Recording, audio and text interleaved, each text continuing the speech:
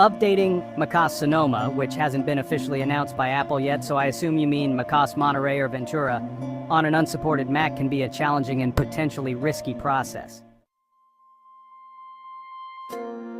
Apple only supports the latest operating systems on newer Mac models.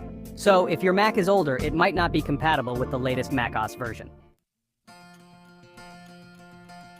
That being said, there are some workarounds and tools that can help you install newer macOS versions on older Macs, such as, first, DOSDude's Patcher, a popular tool that can patch the macOS installer to work on older Macs.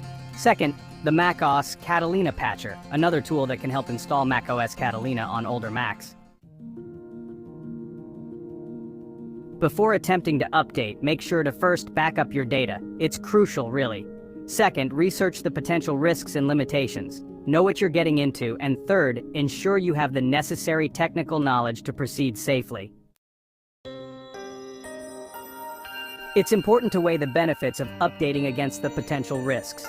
Consider alternative options, such as upgrading to a newer Mac model or sticking with an earlier macOS version that is still supported by Apple.